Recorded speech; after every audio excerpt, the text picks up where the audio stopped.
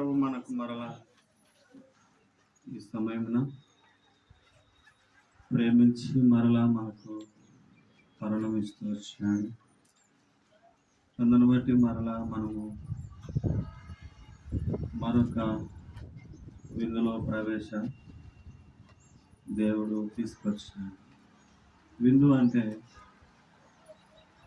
లోకంలో విందు లాంటిది కాదు.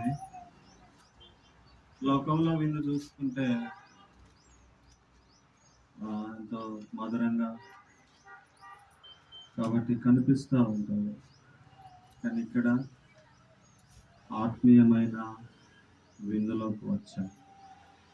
ఆయన పునరుద్ధానము, జీవమును, ఆయన యొక్క శిలువ మరణమును దావీదు పట్ల కొంత చూసుకుంటూ వచ్చాడు.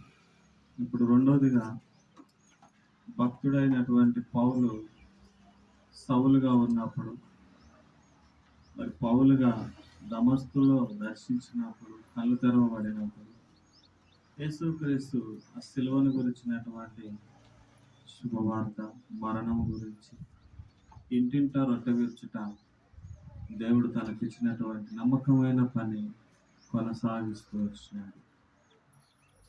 కాబట్టి సాక్ష్యం ఇచ్చినటువంటి మనం అందరం కూడా పౌలు వల్లే మనం కూడా జీవించాలి. చూడండి, 1 కొరింథీయులకు రాసిన పత్రిక 11వ అధ్యాయము 1వ వచనము నేను చదువుతాను. శ్రద్ధ కలిగినటువంటి వారు బైబిల్ చేతిలో మీద పెట్టుకొని ఆ ప్రకారంగా పాటించవలసిందిగా మనం చేస్తాము. నేను క్రీస్తును పోలి నడుచుకున్న ప్రకారము మీరును నన్ను పోలి నడుచుకోండి. ఈ ఒక్క మాటతోటి మనం విందులో ప్రవేశమైనాం. అసలు విందంటే ఏమిటి? విందు రుచిగా ఉంటే తింటాం. విందుకు వెళ్ళినటువంటి వారు అందరం కూడా ఒకవేళ పెడుతూ 4 ముక్కలు వేయలేదనుకో, పక్కవాడికి బాగా దండిగా చేశాడు. ఏమిట్రా నేను ఎలా కనపడుతున్నాను? ఒక వ్యక్తి అన్నాడు, ఇలాగ లైన్ కట్టి వెళ్తుంటే నన్ను చూసేమో ఒక పీస్ వేసాడు, పులుసు బాగా పోసాడు. వెనక ఉండే వ్యక్తి అన్నాడు కదా, ఏమయ్యా మనుషులను బట్ట ఏం చేస్తే ఏమవుతుందంటే, ఇంకా వెనకున్న వ్యక్తి ఏమన్నాడంటే దాచుకొని తింటాడు అనుకుంటా. పద అని నేను అలా నవ్వుకుంటూ అలా వెళ్ళాను. వెళుతూ బాధపడలేదు. నేను ప్రార్థన చేసుకోవటం, తినటం మనకు అలవాటు కనుక ప్రార్థన చేసుకుంటుంటే ఆమె నన్ను లోపల దైవజనులు, పరిశుద్ధులు అందరూ వచ్చి అందులో ఉన్నటువంటి ఒక దాసుడు, అన్న ప్లీజ్ మీరేమనుకోవద్దు, నాకు అది ఇవ్వండి, ఇది మీరు తినండి అంటే, పర్వాలేదు ప్రభు, ఏది ఇస్తే అదే తృప్తి. చెప్పరా? ఏమవుతా తృప్తి నాకు ముక్క వేయలేదే, వాడు చూస్తా, వాడు పులుసు పోయలేదే, తర్వాత చూస్తా. అలాంటప్పుడు వాడికి నీకేమి తేడా ఏమన్నా ఉందా? ఉన్నప్పుడు మరి మనం ఎందుకు పొందాలి దీంట్లో?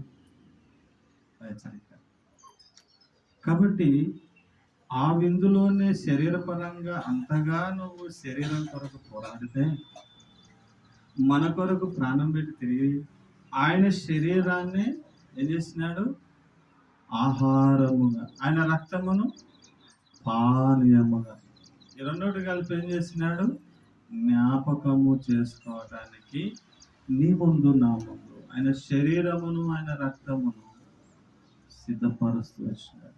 దానికి కొంచెం దూరం కూర్చుంటే కూడా మీకు ఎంతో బ్లెస్సింగ్స్ కూడా. దగ్గర కొంతమంది ఏం చేస్తారంటే, రక్షణ పొందినప్పుడు ఎబ్రోన్లో నేను రక్షింపబడ్డ తర్వాత బైబుల్ ఇచ్చింది.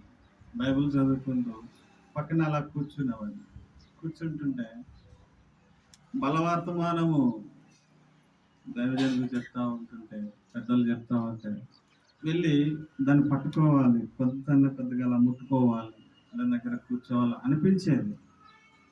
కానీ ఒక బ్రదర్ అనేవాడు, brother I don't touch me, go out side అనేవాడు. ఎందుకు? దేనికంటే అది పవిత్రమైన విందు, ప్రత్యేకించబడినట్టు విందు, లోకములో వింతైన విందు అది. కానీ దాని దగ్గరికి వెళ్ళటానికి కానీ ముట్టుకోవడానికి కానీ నీకు నాకు అర్హత లేదు. వాయ్? ఎందుకు? దేనికి? పాపంలో పడి ఉంటిమి, చెడిపోతిమి, అంధకారంలో ఉంటిమి, లోకమంతా నాదని తలబూసుకొని తిరుగుతూ ఉంటివి, అటువంటి వాడి ఆ స్థితిలో ఉన్నటువంటి వాడివి ఇప్పుడు దాన్ని తాకటానికి కూడా నువ్వు యోగ్యుడవు. తర్వాత అనిపించింది, అబ్బా ఇంత క్రమశిక్షణ ఈ లోకంలో ఎక్కడ చూసినా కనబడలేదే. 10 రూపాయలు ఇస్తే బిర్యానీ తినేవాడిని, 100 రూపాయలు ఇస్తే మళ్ళా 2 బిర్యానీలు తినేవాడిని అనుకునేవాడిని. కానీ దేవుని యొక్క సన్నిధి, దేవుని యొక్క విందులో పాల్గొనడానికి ఒక క్రమశిక్షణ, ఫెసిలిటీ, ఒక నిబంధన దైవజనుడు భక్సింగ్ గారి ద్వారా ఈ భూమి మీద ఎక్కడ ఏ డినామినేషన్లో లేనిది దేవుడు తన ద్వారా సిద్ధపరుస్తూ వచ్చినాడు. తేలారా అక్కడ అంటున్నాడు కదా, నేను క్రీస్తుని పోలి నడుచుకున్న ప్రకారము మీరును. చెప్పరే? ఎట్టున్నారు? ఎక్కడున్నారు? ఉన్నారేడా? చెప్పండి, ఎవరిని పోలి నడుచుకోవాలి? ప్రభు సహాయం కోసం ప్రార్థన చేస్తున్నాం. కళ్ళు మూసుకుంటారా? పరిశుద్ధమైన ప్రేమగల తండ్రి, లోకములో విందు, ఆత్మీయమైన విందు, లోకములో ప్రజలు ఆత్మీయమైన ప్రజలు, లోకములో చూపు ఆత్మీయమైన చూపు, లోకములో ప్రవక్తలు, దర్శకులు, ఆత్మీయమైన దీనులు, ఉపదేశకులు, పరిచారకులు, మీ యొక్క అమూల్యమైన రక్తము చేత విమోచించి మీ శరీరాన్ని ఆహారముగా, మీ రక్తమును పానీయముగా సిద్ధపరుస్తూ నేను క్రీస్తుని పోలి నడుచుకున్న ప్రకారము మీరును నన్ను పోలి నడుచుకునేది. ప్రభు మాట మీద మేము ముందుకు వెళ్ళుటకు, ఆ విధంగా మేము పాల్పొందుటకు పీస్ దయచి, ఫెసిలిటీ దయచి మాతో ఉండండి. మాతో రండి, విరిచి పంచిపెట్టు సమృద్ధిగా, రుచికరంగా. యేసు నామమున ప్రార్థించి వేడుచున్నాం తండ్రి, ఆమేన్. మళ్ళా చదువుకుంటాం. నేను క్రీస్తుని పోలి నడుచుకున్న ప్రకారము మీరును నన్ను పోలి నడుచుకోండి. చెప్పండి, ఒక ప్రశ్న. తెలుసు, అయినా మిమ్మల్ని అడగటం నాకు బాధ్యత. ఎవరిని పోలి నడుచుకోవాలి చెప్పండి? పౌలు చెప్తున్నాడు కదా, క్లారిటీ రావాలి. ఎవరిని పోలి నడుచుకోవాలి చెప్పాడు కదా, పౌలు చెప్పాడు. నేను క్రీస్తుని పోలి నడుచుకున్న ప్రకారము ఎవరిని పోలి? ఇప్పుడు దాకా కదా, డైవర్ట్ చేయకూడదు. ఎవరిని పోలి నడుచుకోవాలి? పౌలు ఎలాంటి వాడు? సౌలు. అంధకారములో, చీకటిలో, భయంకరమైన స్థితిలో ఆయన ఎలాంటి వాడు అంటే, రాజులు, అధికారులు, ఉపత్ములు, మంత్రులు, రాష్ట్రపతులు, ప్రధాని కంటే అంతకన్నా గొప్ప వ్యక్తి అంటే అలాంటి వ్యక్తి, రోమా చక్రవర్తి లాగా అలాంటి వ్యక్తి, అలాగా రోమా ప్రభుత్వంలో ఒక మంత్రిగా పరిపాలన చేసినటువంటి వ్యక్తి. దేవుని బిడ్డలంటే, దేవుని సన్నిధి అంటే ఎంతగా ఓర్వలేని గుణగణాలు కలిగినటువంటి సౌలు పౌలు. ఇదే పౌలు అంటున్నాడు, ఏమంటున్నాడు? నేను క్రీస్తును పోలి నడుచుకున్న ప్రకారము మీరు నన్ను పోలి నడుచుకోండి. ఎక్కడ చెప్తున్నాడు? కొరింథీ ఒక పట్టణంలో, కొరింథీ సంఘానికి ప్రజలందరికీ చెప్తున్నాడు. అక్కడ అకుల ప్రిస్కిల్లా అంటారు, అయ్యా నువ్వు చెప్తున్నావు కానీ నిన్ను ఎట్లా నమ్మేది, నిన్నెట్లా మేము ధ్యానించేది, నీ మాటలు మేము ఎలాగా మేము తలపోసుకునేది, ఇలాంటి మాయ మాటలు చెప్పి మరలా మమ్మల్ని బలి తీసుకుంటావా అంటే ధారాళంగా చెప్తా ఉన్నాడు. ఎంతో క్రయంతో కూడి చెప్తా వస్తున్నాడు, ఎంతో బాధతో చెప్తా వస్తుంటున్నాడు. అయితే నమ్మట్లేదు ప్రజలు. ఏం చేశాడు ఇప్పుడు? అకుల ప్రిస్కిల్లా ఉన్నటువంటి వాళ్ళంతా కూడా చెప్పేది ఇది నిజమే. అక్కడ నమ్మినటువంటి ఎవరినేనంటే యేసుక్రీస్తుకు నమ్మకంగా, యేసుక్రీస్తు రక్తములో కడగబడినటువంటి పాలు పొందుతున్నటువంటి అకుల ప్రిస్కిల్లా వారు చెప్పినట్టు మాటకు లోబడి పౌలును చేరదీసుకుంటూ వచ్చినారు. మొట్టమొదటిగా నా జీవితంలో కూడా ఇంట్లో నుండి నేను వచ్చినప్పుడు, దేవుని నమ్మినప్పుడు, బైబిల్ పట్టుకొని మళ్ళీ మా ఇంటికి వెళ్ళినప్పుడు అందరూ కలిసి బంధించి రూపంలో తాళం వేసి బాగా ఇష్టం వచ్చినట్టుగా తన్ని వారం రోజులు పరీక్ష పెట్టి ప్రార్థన చేసుకుంటుంటే మన వాళ్ళందరూ స్వార్థ నిమిత్తంగా వచ్చి తాళం పగలగొట్టినది అదే ఆ వ్యాన్లో వేసుకొని మళ్ళీ ఎప్పుడు తీసుకొని రావటం జరిగింది. చేసినటువంటి నా జీవితంలో కూడా దేవుడు ఎంత క్రయము, ఎంత ప్రేమ, ఎంత విశ్వాసము, ఎంత నమ్మకము, నమ్మకత్వము. రోజున చెప్పి వెళ్ళిపోతుంటే సరేలే వాళ్ళే చెప్పినాడులే, ఏదో చేశాడంటే చెప్పాడంట అనేది కాదు. ఇది క్రయముతో కూడుకున్నటువంటిది, పరిశుద్ధతతో కూడుకున్నటువంటిది, విశ్వాసముతో కూడుకున్నటువంటిది, శ్రమ గుంటా వెళుతూ వచ్చినటువంటి ఈ బిందు ఎలా జరిగింది అని అంటే ఆయన క్రీస్తును పోలి నడుచుకుంటూ నడుచుకుంటూ నడుచుకుంటూ నడుచుకుంటూ పౌలు ఏం చేశాడంటే అలా చూపించుకున్నాడు. దిస్ క్రాస్, యేసుక్రీస్తు ప్రభు నా కోసం రక్తం కార్చిన ఆ ప్రభువును నేను ఈ రోజున సంతోషిస్తున్నాను. ఆ ప్రభువును నేను సంతోషంగా విధిలో పాలు పొందుతున్నాను. సంతోషంగా ఆ సిలువలో మరణించినటువంటి యేసుక్రీస్తు ప్రభు ఎదుట నేను సంతోషంగా యథార్థంగా నేనేం చేస్తున్నాను? రొట్టె విరుస్తున్నాను. నాకు ఇది చాలు, నాకు ఈ సంతోషం. పరిగెడుతున్నాడు.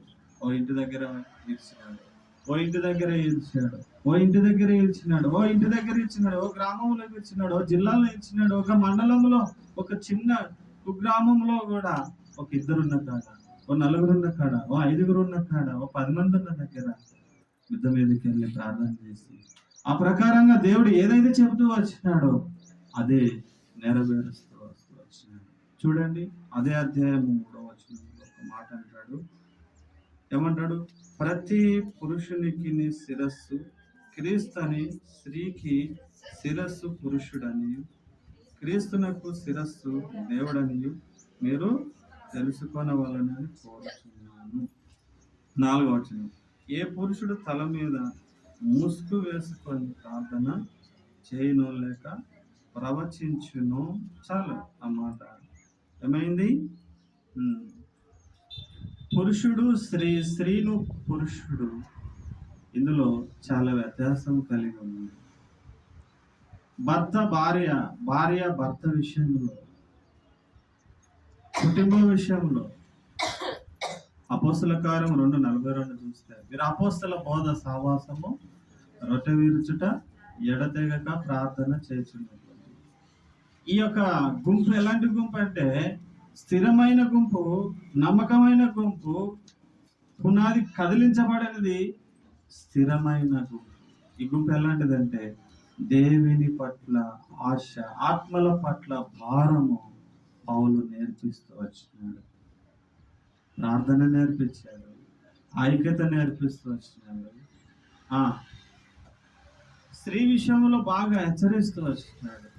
ముసుగు లేకుండా ముసుగు వేసుకోకుండా కూర్చోవటం అనేది దేవుని సన్నిధిలో అది బాధకరమైనది. కొంతమంది ఒక సిస్టర్ని అడిగిన, చెన్నైలో వాక్యం చెప్పడానికి వెళ్తే తర్వాత అడిగాను, పర్సనల్గా అడిగాను, అక్క ఎందుకు అలాగా వేసుకోవాలంటే, వేసుకుంటేనే భక్తి పరుడవగా, వేసుకుంటేనే దేవుడు వింటాడా?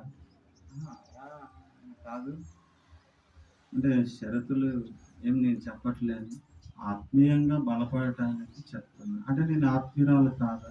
అలాగా ఒక తర్వాత ఒకటి దయ్యం ఏం చేస్తుందంటే ఆత్మీయతను డైవర్ట్ చేస్తూ ఉంటుంది. అలాగనే ఒక వ్యక్తి బైబిల్ స్టడీకి వచ్చినాడు, 4 రోజులు ఉన్నాను. ఒకటి ఎంటకలు ఎలా అంటే ఇట్లా వస్తుంది, ఇట్లా అంటే ఇట్లా వస్తుంది, ఆయనకు అలవాటు అంట. ఒక హెయిర్ తీసి ఇక్కడి నుంచి గుండె దాకా పెట్టుకుంటుంట, ఆడ వరకు ఇట్లా కట్ చేస్తాడంట. ఇటు తిరిగి ఇట్లా వస్తుందంట, ఇటు తిరిగి ఇట్లా వస్తుందంట. చూస్తూ వచ్చాను, అడిగాను, అన్న నా స్టైలు దేవుడు చూస్తున్నాడు, నా అలవాటు అది. సరే, నీ అలవాటు అయితే మంచిదే, కానీ దానిలో నువ్వు పాలు పొందకూడదు. ఆ ఒక్క మాటకు, ఆ ఒక్క షరతుకు ఆయన వారం రోజులు మందిరానికి రాలేదు. ఎందుకు రాలేదు, దేనికి రాలేదని ఎప్పుడు అడగలేదు. 4 రోజుల్లో దేవుడు తన పట్ల కృప చూపుతూ వచ్చినాడు. ఎట్లా చూపిస్తూ వచ్చినాడంటే, మందిరానికి వచ్చినప్పుడు వాళ్ళ అమ్మ కూడా చెప్తా వచ్చేది, అయ్యా వాడి కోసం ప్రార్థన చేయ్యా. ఎందుకు చేయాలమ్మా, దేనికి చేయాలి? ఈ స్థలం అంతా దేవునికి అమర్చుకుంటూ వచ్చినాము. వాళ్ళ తండ్రి ఉన్నప్పుడు ఎంతో క్రయము చెల్లిస్తూ వచ్చినాడు. ఈరోజు ఉన్నాము అని అంటే ఈ స్థలంలో దేవుని మహాకృప. కడుపున పుట్టాడు కానీ మాట వింటలేడు, ప్రార్థన చేయాలి. అలా వచ్చిన సేవకుని కల్లా, వచ్చిన సేవకురాల కల్లా, వచ్చిన దేవుని బిడ్డల కల్లా ప్రార్థన చేయండి. ఎందుకు చేయాలి? యేసుక్రీస్తు ప్రభు ఆయన శరీరమును, ఆయన రక్తమును మర్చిపోకుండా, లోకంలో కలిసిపోకుండా, లోకం వైపు చూడకుండా, నరకం వైపు పడిపోకుండా, అంధకారం వైపు మళ్ళించుకోకుండా, ఈ దేహము అగ్నిలో కలబడకుండా ఏం చేయాలి? ఏం చేశారు వారు? అమర్చుకుంటూ వచ్చినారు, సేద తీర్చుకుంటూ వచ్చినారు. ఎలా మర్చిపోగలము? దేవుడు ఇంత క్రయం చేయలేదు. ఆయన శరీరము ఆహారముగా నేను ఇక్కడ ఉంటే లేవలేని పరిస్థితుల్లో అక్కడి నుండి ఇక్కడికి దేవుని యొక్క శరీరమును పానీయమున దగ్గరికి తీసుకురావడం ఎలా మర్చిపోగలుగుతాడు? నా ప్రాణం కొట్టుకుంటుంది. వీడు కూడా పరిచర్య చేస్తే, వీడు కూడా పాట పాడితే, వీడు కూడా పత్రికలు ఇస్తే, వీడు కూడా దేవుని గురించి ప్రకటన చేస్తే, పౌలు కొంటే అంత కాకపోయినా కొంతైనా దేవుని ఇంట్లో, దేవుని తోటలో కొంత పని చేస్తే నాకు తృప్తి అని చెప్పవచ్చు. ప్రియులారా, ఎందుకు చెప్తున్నానండి? ఈ విందులో పాలు పొందటము, లోకంలో విందులో పాలు పొందేది రెండో వ్యత్యాసం. దానికి దీనికి ఎటువంటి పొత్తు సంబంధం లేదు. పౌలు హెచ్చరిస్తూ వచ్చినాడు. 2వ వచనంలో అంటాడు అన్నమాట. ఏమంటాడంటే, మీరు అన్ని విషయంలోనూ నన్ను జ్ఞాపకము చేసుకొనుచు నేను మీకు అప్పగించిన కట్టడలను గైకొనవలనని మిమ్మను మెచ్చుకుంటున్నాడంట. ఏంటి ఆ కట్టడలు? ఇవి ప్రార్థన చేయి. వాడిని పిలిస్తేనేమో అన్న నేను తర్వాత వస్తా అంటాడు. ప్రార్థన చేస్తామంటే టైం లేదు అంటాడు. వినరా మాయ కానీ సేవకుడు మళ్ళీ కనపడాడురా, కనపడపోతే ఆయన కాకపోతే ఇంకోటి వస్తాడు, నోరు మూసుకో, ఎప్పుడు చూడి నీకు ఇదే రోగం, ఓ రోజు అన్నాడు, నువ్వు చస్తే బాగుంటుంది, పీడ పోతుంది, ఇరగడవుతుంది. దేవుడు దేవుడు, ప్రార్థన ప్రార్థన. వచ్చిన కల్లా చెప్పటమే, వెళ్ళిపోండి మీరు బ్రదర్, వెళ్ళిపోండి, రావద్దు. ఎంత కండిషన్ అయినా శరీరం భయం వేసింది, ఆత్మదేవుడు వదిలిపెట్టద్దు, వదిలిపెట్టద్దు. ఆయన కొరకు నెల రోజులు అక్కడే పొంచుకొని కూర్చున్నాడు. ఏం చేశాను తెలుసా? రావద్దన్నాడు, మాట్లాడొద్దన్నాడు. ఏం చేయాలి చెప్పండి? ఎవరి ప్రశ్న మిమ్మల్ని అడుగుతుంది, చెప్పండి అయ్యా, చెప్పండి ఏం చేయాలి? ఇదే సందర్భం మంచిగా దొరికింది. చెప్పొద్దన్నారు, రావద్దన్నారు. మనకు సిస్టమ్ ఉంటుంది, ఈ మానవ నైజము. రావద్దు అని అంటే రావద్దు, అంతే, ఇక పోం. కానీ దేవుడు కృప చూపుతూ కొద్దిగా నెక్స్ట్ వారం నుండి బాటిల్లో నీళ్లు పోసుకొని అక్కడ ఉన్న సేవకునికి చెప్పి, అన్న నన్ను కదిలించొద్దు, నాతో మీరు మాట్లాడొద్దు. అరే ఏమైంది బ్రదర్, ఉన్నట్టుండి ఇట్లాంటి బాంబు వేసావు, వాము తట్టుకోలేకపోతున్నాను. కూల్ కూల్, అట్లా కదండి, దేవుడు నాకు ఆ ప్రేరేపణ ఇచ్చాడు. కాబట్టి వారం రోజుల, ఒక రోజు అంటే సరే, 2 రోజులు అంటే సరే, 3 రోజులు అంటే ఓకే, కానీ వారం రోజులు అంటే దేవుడు నాతో మాట్లాడాడన్న. కాబట్టి వెళ్ళాను.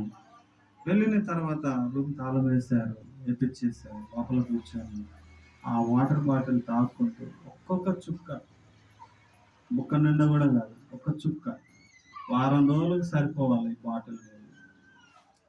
మళ్ళీ ఎవరిని పిలవకూడదు. ఎందుకు? నాలుక తడుపుకోవటానికి. అలా శనివారం స్టార్ట్ చేశాను. ఆదివారం మార్నింగ్ దేవుడు తలంపించాడు, బయటకు వచ్చాను. శనివారం నైటే వచ్చాను. ఆదివారం పిలిపిట మీదకి వచ్చి వాక్యం చెప్తున్నాను. నా ప్రాణమా యెహోవాను సన్నతించుము, ఆయన అంతరంగంలో ఉన్న సమస్తము. ఆ మాట చెప్తూ ఉంటే వాడు వెనకాల కూర్చొని ఏడుస్తున్నాడు. వింటున్నారా? వాడు వెనకాల కూర్చొని నాకు ఒక్కడికే చూపించినాడు. మిగతా వాళ్ళు ఎవరికి తెలియదు, ఇటే కూర్చుంటారు కానీ కనుక చూస్తారా? చూడరు. తర్వాత ఏం చేసినాడు? ఆరాధనలో మొట్టమొదటిగా వాడే మైక్ లేకుండా loving heavenly father worship God ఎక్కడికో వినపడుతుంది.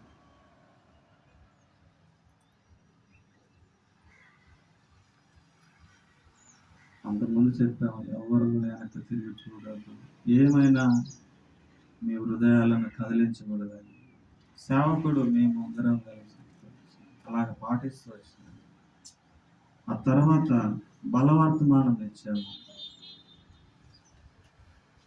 ఆ బలవర్తమానంలో ఇంకా ఏడుస్తున్నాడు, ఎక్కెక్కి ఏడుస్తా ఉన్నాడు. తల్లి ఇంటి దగ్గర. ఏమైంది? ఆ బల్ల దగ్గరికి పోతుంటే, బల్ల నా దగ్గరికి వస్తే బాగుండు కదా, తింటే బాగుండు కదా, తీసుకుంటే బాగుండు కదా, నేను ఎంత తప్పు చేశాను, ఎంతగా మాట్లాడుతూ వచ్చినాను, ఎంతగా దుర్లభం చేసుకున్నాను, నా దగ్గరికి రావట్లేదు, నాకు అందించట్లేరు. ప్రభా క్షమించవా, దేవా కనికరించవా, దేవా దయచూపవా. ఏడుస్తూ మనసులో లోపల దేవుని కొరకు ధ్యానం చేస్తా. ప్రియులారా, ఒక చెన్నైలోని ఒక బిడ్డ కదిలించబడుతూ దేవునికి దగ్గరలో, దేవుడు తన దగ్గరికి వెళ్ళి హృదయం కదిలిస్తూ వచ్చి, ఈరోజు నన్ను ఎక్కడున్నా, నీ దగ్గర ఏ సమస్య ఉన్నా, నీకున్నటువంటి చిక్కులు ఎన్నున్నా కూడా దాని గుంట వెళ్ళటం అనేది అసంభవం, దుర్లభం. ఎందుకు తెలుసా? లోకములో లేనిది, లోకములో ఇవ్వలేనిది, మధురమైనది ఆయనే. సొంతగా ఆయన శరీరముని, ఆయన రక్తముని ఒక రొట్టెగా, ద్రాక్ష రసముగా, తీయగా జ్ఞాపకము చేసుకోవటానికి నేను ముందు పెట్టిన.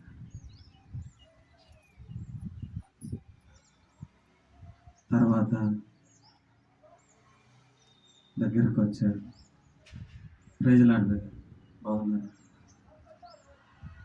చెప్పడానికి ఇంకా నోరు వస్తలే. బోరమని బోర్ల పడి కాళ్ళ మీద పడదు. అలా చేయకూడదు, అలా అనకూడదు. ప్రభుకు మహిమ.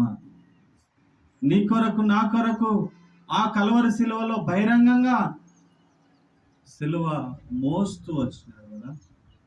ఆ బహిరంగంగా ఆ బరువైన సిలువ ఎత్తైన కొండ మీద ఎలా వాడుతూ వచ్చినాడు కదా.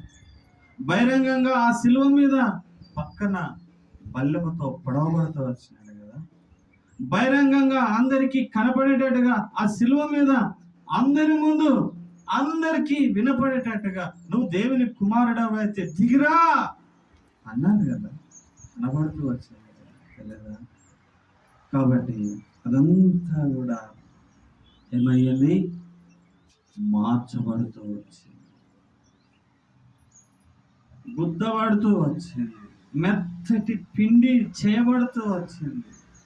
ఈ రోజున దగ్గరికి ఇస్తే చిన్న ముక్క తీసుకోమంటే వాళ్ళకేందో దొరికిందిరా నాయన లడ్డు అని తీసుకొని పక్క వాళ్ళకి దొరకకుండా మంచిదే, కానీ భక్తి కాదు.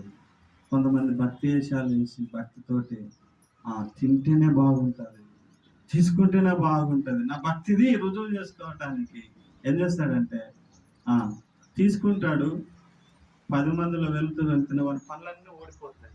ఏమైందిరానంటే ఏమో చూస్తుంటే పళ్ళన్నీ ఓడిపోతున్నాయి అనుకో. ఏమైందిరానంటే ఏమో అంకుల్ ఇలాగా జరుగుతుంది అంకుల్. కారణం ఏంటంటే లోబడని గుణము, లోబడని మనస్తత్వము, లోబడని ఒక శరీర క్రియలు. పౌలు ఎక్కడికి వెళ్ళినా ఏ ప్రాంతంలో ఉన్నప్పటికీ మాదిరిగా కనపడి ఆయనను చూస్తే యేసుక్రీస్తు ప్రభు సిలువ వేసిన యేసు ప్రభువే కనపడుతూ వచ్చినాడు. పౌలు అసలు కనిపించుకోలేదంట. దేనికి చెప్తున్న మాటలు? నీవు కూడా సమాజంలో 10 మందిలో, లోకములో, నీ ఊరిలో, గ్రామములో, ప్రతి స్థలంలో కూడా చేసుకున్న నీవు నిబంధన ప్రభుకు నమ్మకంగా కనపడాలి. అప్పుడే నీవు పాలు పొందగలుగుతావు. అందుకే నువ్వు అర్హురాలు అవుతావు ఉంటాయి. మంచిది. ఆ తర్వాత ఆ వ్యక్తి కథ ఏమైందంటే కొన్ని రోజులకి ఉన్నట్టుండి వార్త వచ్చింది. ఎవరో చెప్పారంట, తన చదువుకున్న చదువుకు మంచి జాబ్ వచ్చింది. అమ్మకు చెప్పాడు, వెళ్ళిపోయాడు. అమ్మకు మందిరానికి తనకు దూరం అయిపోయాడు.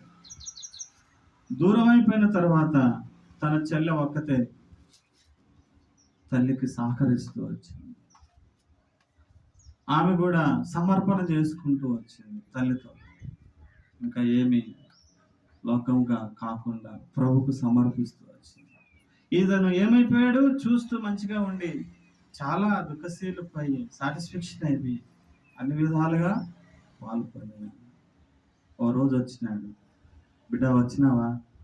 చూడగానే తల్లికి చెల్లకు ఎంత ఆనందం అయిపోయిందో. ఇంకా తెల్లారితే ఆదివారం, వెళ్దాం. ఎక్కడికి? మళ్ళా మొదటికి వచ్చింది మందిరానికి.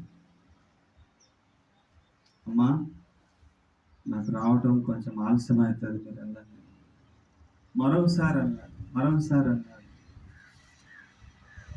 ఒకసారి చెల్లి కూడా చెప్తుంటే, తల్లి కూడా చెప్తా ఉంటే ధిక్కరించి ఆ ఒక యేసుక్రీస్తు ఒక మహిమ ప్రేమను కాళ్ళతో చేతులతో తన్నుకొని వెళ్ళిపోయాడు. చెల్లి అడ్డం తిరిగింది. అసలు ఏం చేస్తున్నావు నువ్వు? మాకు కావాలి, నువ్వేమన్నా చేసుకో, మాకు చెప్పి వెళ్ళి. చెప్పలేదు.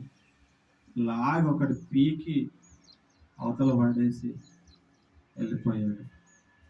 తర్వాత తెలిసింది. నమ్ముతారో లేదో, ఇది సత్యంలో జరిగింది.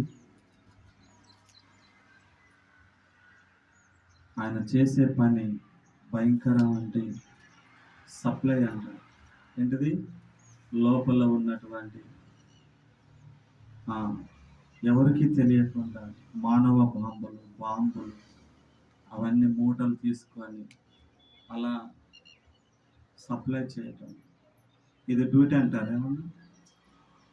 ఇదేమన్నా పనికొచ్చే పని అంటారు? అందుకే అంటారు కదా, ఒరే పనికి మాలినాడ అంటే కోపం వస్తుంది కదా. పనికి మాలినాడువే ఈరోజు నేను వినట్లేవంటే పనికి మాలినోడివి, పనికి మాలినది. కాబట్టి దేవుడు తన పట్ల కృప చూపుతూ వస్తున్నాడు. ఏమైంది అన్న? కొడితే కొట్టావు కానీ ఒకసారి వాక్యం చదివి. నేను చదవను. మళ్ళీ అలాగా ఎన్నోసార్లు జరిగింది. అలా మోసుకుంటూ వెళుతుంటే ఏమైంది? ఏం జరిగింది? హఠాత్తుగా ఆ బైక్ మీదనో దేని మీదనో వెళుతూ ఉంటే గుంత వచ్చి ఇట్లా ఎత్తుకున్నటువంటి మూట ఒకసారి గుంతలో ఇలాగా అనేవారికి అవన్నీ కదిలి పేలిపోయి చావలేదు, కానీ ఈ 2 కళ్ళు పోయింది, పండ్లు పోయినాయి, ఇక్కడ కండ మొత్తము గాయమై రక్తం కారుతుంది, కళ్ళు కనిపిస్తలేదు. ఏమైంది నాకు? ఏమైంది? నా కళ్ళు కనిపించట్లేవు, నేను ఎక్కడున్నాను అని అలా వెతుకుతూ ఉంటున్నాడు. రక్తపు మడుగు అడవిలో మృగజీవాలు ఉన్నటువంటి భయంకరమైన స్థలాల్లో వెతుకుతున్నాడు. ఎంత తెరిచినా 2 గుడ్లు పోయినాయి, రక్తమంతా కారుతుంది. అప్పుడు ఏడుస్తున్నాడు. అప్పుడు అంటున్నాడు, ప్రభువా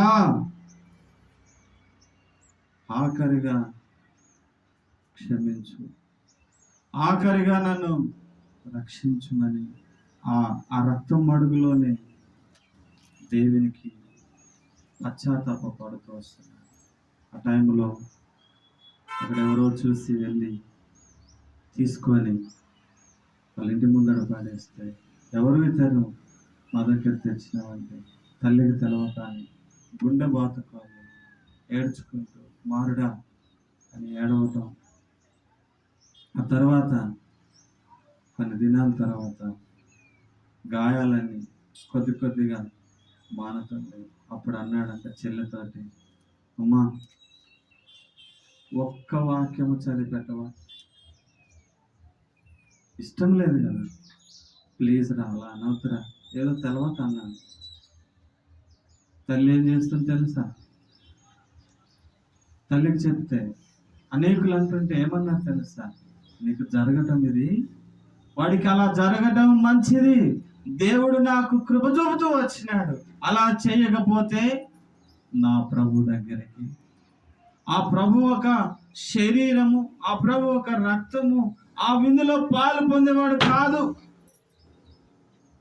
కొంతైనా నా ప్రార్థన, నా ప్రయాసం నా ప్రభు విని మరలా గుడ్డివాడిలా తీసుకొచ్చినాడు. ఇది నీకు మంచిదే, ఇది నీకు తగుతుంది, అయితే నువ్వు బైబిల్ చదువు, ప్రార్థన చేస్తురా. మా అలా అనొద్దమ్మా, ప్లీజ్ అమ్మా, అలా చేయొద్దమ్మా. చదువు, ప్రార్థించు అనేకుల కొరకు. ఇది నీకు ఒక పరీక్ష. ఆ రోజు నుండి ఈ రోజు వరకు మీరు ఎప్పుడన్నా నాతో రండి, తన దగ్గర తీసుకెళ్తా. చెన్నై బీచ్ అవతల ఉంటుంది ఒక ప్రాంతం, పడవలో వెళ్ళాలి. అక్కడ గుడ్డి వాళ్ళకి, కుష్టి వాళ్ళకి, సముద్రాల మీద ఉన్నటువంటి వారికి, మూలబడిపోయినటువంటి వారు, దిగజారిపోయినటువంటి వారు, అంధకారంలో ఉన్నటువంటి వారు, ఏ దిక్కుమొక్కు లేనకుండా దేవుని సన్నిధి పరిశుద్ధతని తెలియక దేవునికి విరుద్ధంగా ఉన్నటువంటి వాళ్ళ దగ్గరికి వెళ్ళి ధారాళంగా కన్ను లేకుండా పాట పాడతాడు, కన్ను లేకుండా కీబోర్డ్ వేస్తాడు, కన్ను లేకుండా వాక్యం చదువుతాడు, కన్ను లేకుండా బోధిస్తూ వస్తాడు. ఇప్పుడు అనేకులు తన సంఘంలో కళ్ళు లేని వారు ఉన్నారు. మరి కళ్ళుని నువ్వేం చేస్తున్నావు, నేనేం చేస్తున్నావు? కాబట్టి ఈ విందు ఎలాంటిది చెప్పండి? చెప్పలే. పరిశుద్ధమైనది, లోకములో విలువైనది ప్రభు. పౌలును హింస గుండా, పౌలును సరసాల గుండా, పౌలును శత్రువుల గుండా, పౌలును అంధకారము గుండా ఎలానో చేస్తున్నా, చంపుదామనుకున్నా, ఆయన శిలువను, ఆయన మరణమును, ఆయన పునరుద్ధానమును, ఆయన శరీరమును, ఆయన రక్తమును పానీయముగా ఎంచుకొని మరొక ఆగిపోకుండా ఇంటింట రొట్టె విడిచి బలపరుస్తూ వచ్చినాడు. చేయగలుగుతావా నువ్వు? అన్నా, మందిరం లేకపోయినా పర్వాలేదు, సావాసం లేకపోయినా పర్వాలేదు, వాళ్ళతో మేమేడ చచ్చేది, వాళ్ళతో మేమేడ మాట్లాడేది. ఎత్తుకెళ్ళి గ్రంథం అంటాడు కదా 37 అధ్యాయంలో, ఎండిపోయిన ఎముకలతో మాట్లాడేది. ఎవరు ఎండిపోయిన ఎముకలని చెప్పండి. ఇప్పుడు మీకు పరీక్ష, చెప్పండి, చెప్పరా? ఎవరు ఎండిపోయిన ఎముకలు చెప్పరే? ఇలాంటి వాళ్ళే, దిగజారిన వాళ్ళే, హేళన చేసినటువంటి వారే. 30 సంవత్సరాలండి, 20 సంవత్సరాలండి, 10 సంవత్సరాల పుట్టుకతోటి మీకు క్రిస్టియన్ అని అన్నటువంటి వాళ్ళే ఎండిపోయిన ఎముకలు. వాళ్ళతో నువ్వు మాట్లాడాలి. కొత్తగా ఒక దగ్గరికి వెళ్ళి, గుడి దగ్గరికి వెళ్ళి అయ్యా చదువుకొని అంటే అక్కడ మొక్కి కొబ్బరికాయ కొట్టి వచ్చి కూడా పత్రిక మనం ఇచ్చేది కూడా సాటిస్ఫాక్షన్తో సంతోషంగా నవ్వుతూ తీసుకుంటాడు. మీ దగ్గరికి వెళ్ళి ఎందుకన్నా అలా చేస్తావు, ఎందుకన్నా అలా కొడుతున్నాను, దేవుని బిడ్డ అంటే బాగు చెప్పావులే, నాకున్న సమస్య, మాకున్న ప్రాబ్లము, ఏ రోజు వచ్చి నువ్వు తీర్చలేదే, ఈరోజు బాగా ఎందుకు కొడుతున్నావు, బాగా వచ్చి అడుగుతున్నావు కదా అని ఎంతగా నిన్ను చెప్పకుండా రాకుండా చెప్పగలుగుతావా? ఇలాంటి వాళ్ళతో మాట్లాడతావా? ఇలాంటి వాళ్ళతో సింపుల్గా బైబుల్ కనిపిస్తుంది, మందిరం కనిపిస్తుంది, క్రాస్ కనిపిస్తుంది, చూస్తే సంతోషపడుతున్నావు, కానీ లోపలికి వస్తే ఇన్ని మర్మాలు ఉంటాయి. దీన్ని పాటిస్తావా? దీన్ని పాటించు. బోధించటం ఒక ఎత్తు అయితే దాని ప్రకారంగా నడవటం రెండో ఎత్తు, తెలుసా? నడవటం రెండో ఎత్తు అయితే దాంట్లో పాలు పొందటం మూడో ఎత్తు, తెలుసా? దాన్ని పాలు పొందటం మూడో ఎత్తు అయితే దాని ప్రకారంగా జీవించటం నాలుగో ఎత్తు, తెలుసా? అలాగే చెప్పుకుంటూ పోతే దేవునికి నీవు నేను సరితూగం. My lord, my king Jesus cross blood కారుతూనే ఉంది, క్షమిస్తూనే ఉంది. నా యొద్దకు వచ్చి వారు నేను ఎంత మాత్రము, ఎంత మంచి దేవుడు కదా. నువ్వు నిందించినా, దూరపరుచుకున్నా, ఏది చేసినా, ఇప్పుడు అతను ఏమైంది? తల్లి ప్రయాసము, తల్లి ప్రార్థన, చెప్పినటువంటి సేవకుని ప్రార్థన, సేవకుని ప్రయాసము, విజిటింగ్, త్రోసివేసిన, బలవంతంగా ఉపవాసం ఉండి చేసినటువంటి అదంతా కూడా ఏమైంది? ఇప్పుడు గుడ్డోళ్ళకు వాక్యం చెప్తాడు. బైబిల్ చూడకుండా వాక్యం చెప్తున్నాడు. పాటల పుస్తకము చూడకుండా పాడుతూ ఉంటున్నాడు. సముద్రం, నడి సముద్రములో పడవ మీద ఉండి కూడా ఆ పడవలో ఎంతమంది ఉంటే అంతమందికి బోధిస్తూ వస్తున్నాడు. ఒకసారి రండి, తన ఏం చేస్తున్నాడు తెలుసా? తన దగ్గర ఆయన ద్వారా ఒక చిన్న ఇంట్లో ఆరంభించి అలాగా ఒక మందిరం కట్టబడి ఇప్పుడు 80 మందిరాలు కట్టబడుతూ వచ్చినాయి. 100 మంది సేవకులను తరపిదిలో తీసుకొచ్చాడు. ఈ 100 మంది సేవకుల తరపిదులు చేసి ప్రతి ఒక్కరిని ఒక్కొక్క మందిరంలో పెట్టాడు. బియ్యము, డబల్ కాట్ మంచం, 2 గ్యాస్ సిలిండర్, పిల్లలకు ఫెసిలిటీస్, తన విజిటింగ్ పోయినా, తన బయటకు వచ్చిన మంచి లగ్జరీ కారు తనకు ఉన్నంతసేపు నువ్వు ఆత్మల భారం కలిగి దేవుని కొరకు చావాలైనా చావాలి, కానీ నీకున్నటువంటి దేవుడి ఇచ్చిన దాంట్లో అన్ని సమృద్ధిగా చేసుకుంటూ దేవుని దగ్గరికి అనేకులను ఆ విందులోకి తీసుకురావాలని ఒక గోల్. ఈరోజు వెళ్ళి చూడండి, తన సంఘాలలో ప్రతి ఒక్క సేవకుడు ఇంతే ఉంటాడు. సేవకుడు వరుసగా ఉంటాడు. ఆయన కారు నడుపుతాడు, ఆయనకు కారు. ఒక ఆయన ఇంతెత్తుంటాడు, గొలియాతు లాగా ఉంటాడు, ఆయనకు కారు, బైక్. వాళ్ళ ఇళ్లలో పోయి చూస్తే ఆయన అంటాడంట, అన్న పోయి అడుగుతాడంటాడు ఫోన్ చేసి, బియ్యం ఉన్నాయా, ఎవరన్నా ఇబ్బంది పెట్టారా, పిల్లలు చదువుతున్నారా, పిల్లలకు బట్టలు ఉన్నాయా, ఏడిపిస్తున్నావా, తిడుతున్నావా, ఎంతమంది వస్తున్నారు. ఇదే, ఏది తక్కువ కాకుండా 80 సంఘాలు 100 మంది సేవకులకు పోషణ అన్ని విధాలుగా వాళ్ళ సెల్ ఫోన్లు పట్టుకుంటే మనకన్నా రియల్మీ, రెడ్మీ, సామ్సంగ్, ఒప్పో, అప్పో, కప్పో ఇవన్నీ ఉన్నాయి. కానీ వాళ్ళ దగ్గర ఏమన్నాయి? యాపిల్ ఫోన్లు, ఐఫోన్లు ఉన్నాయి వాళ్ళ దగ్గర. చెప్పండి, తల్లి ప్రార్థన ఏం చేసింది? మీరు అపోస్తుల యందు, బోధ యందు, సావాసము, రొట్టె విరుచుట, ఎడతెగక ప్రార్థన చేయించుండరి. నువ్వేం చేస్తున్నావు? సొసైటీ అంట, ట్రస్ట్ అంట, వాడు ఏం చేసుకుంటే నీకు ఎందుకు వచ్చిన గోల? చెప్పండి, నీకెందుకు? ఉన్న పాటున రక్షించుకున్నాడు, నీ కొరకు ప్రాణం పెట్టినాడు. ఆయన శరీరమును రొట్టెగా, ఆయన రక్తమును పానీయముగా ముందు జ్ఞాపకము చేసుకోవటానికి పౌలుని నీ దగ్గర తీసుకొచ్చినాడు. ఉన్నారా పౌలు? ఉన్నారా అలాంటి ఆత్మీయులు? ఉన్నారా అలాంటి ప్రార్థనా పరులు? ఉన్నారా అలాంటి పరిశుద్ధత? పౌలు ఏ రోజు కూడా మిస్ కాలేదు, దేనికి దూరం కాలేదు, అలసిపోలేదు, సొలసిపోలేదు, సొమశీలిపోలేదు. వీళ్ళరా చెప్పాలంటే ఇంకా చాలా ఉంది, కనుక మనం పాల్పొందనై ఉన్నాము. మనము డిసిప్లిన్ కలిగి జీవితము. ఆయుష్ 70 సంవత్సరాలు, అధిక బలం ఉంటే 80 సంవత్సరాలు. ఈ లోపు ప్రభు పిలిస్తే వెళ్ళిపోతాం కదా, వెళ్ళిపోతామని చెప్తాము. నువ్వు తగినట్టుగా ఉంటే, నువ్వు సిద్ధపడినట్టుగా ఉంటే, సిద్ధ మనసు కలిగి ఉంటే, ఆ తల్లి ప్రార్థించినట్టుగా ఒక్క ప్రార్థన, ఒక్కడు 100 మందిని పోషించే, ఆ 100 మంది 100ల మందిని తీసుకొస్తే,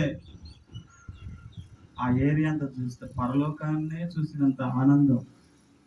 ప్రతి సండే బల ఇర్చుతూ ఉంటాడు, ప్రతి విజిటింగ్ పడవలో ప్రయాణం చేస్తూ ఉంటాడు, పాటలు పాడుతుంటాడు, వాక్యం చెప్తూ ఉంటాడు.